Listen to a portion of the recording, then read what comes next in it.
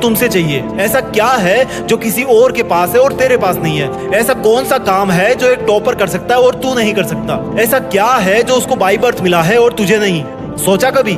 Deep से सोचने बैठोगे तो बहुत जवाब मिलेंगे। सबसे पहला तो ये कि तुम में और एक टॉपर में बायोलॉजिकली कोई फर्क नहीं है। तुम्हारे शारीरिक अंग भी उसी तरह से काम करते हैं जैसे उनके करते हैं। तुम्हारी आंखें भी 2 को 2 पढ़ती है और 8 को 8। तुम भी सोते हो और एक टॉपर भी सोता है। तुम भी मोबाइल यूज करते हो और वो भी।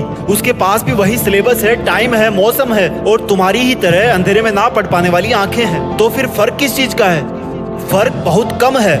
एक फर्क है टाइम और प्रायोरिटीज का, यानी कि वक्त और प्राथमिकताओं का।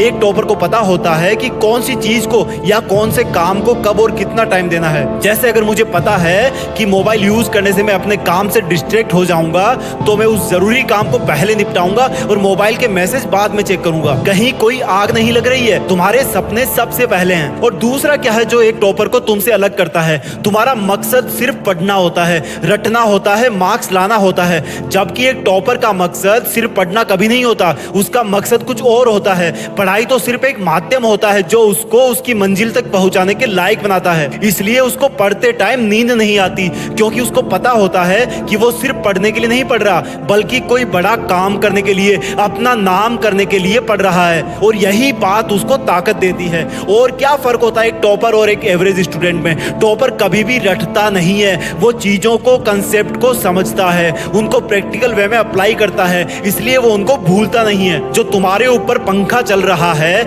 कभी तुमने बिजली कटने के बाद ये नोटिस किया है कि वो कितनी सेकंड बाद रुकता है? और उससे फिर ये जानने की कोशिश करी है कि अगर इसको रेगुलेटर से आधी स्पीड पर चलते हुए रोकेंगे तो कितनी सेकंड में रुकेगा? क्या तुमने कभी ये जानने की कोशिश करी है कि जो ट्यूबलाइट तुम्हारे रूम में लगी है वो 1 सेकंड में कितनी बार फ्लिक करती है? वो 1 घंटे में कितनी यूनिट निकालती है? अगर पता किया होगा तो एग्जाम में कभी पावर कंजप्शन का आंसर गलत नहीं होगा। यही फर्क है एक एवरेज और एक उस स्टूडेंट में जो जिंदगी के किसी मकसद के लिए पढ़ता है। क्योंकि रटा हुआ ज्ञान तो अगली क्लास में जाते ही गायब हो जाएगा, लेकिन सीखा हुआ कंसेप्ट जिंदगी में बहुत बार काम आता है। और याद रखना, हर वो रात जिसकी नींद तुमने पढ़ाई के लिए कुर्बान कर दी है वो अपना कर्ज जरूर चुकाएगी। थोड़ा धैर्य रखो, अपनी मेहनत पर विश्वास रखो, तुम्हारी जीत फिक्स होने वाली है। जय हिंद, वंदे मातरम।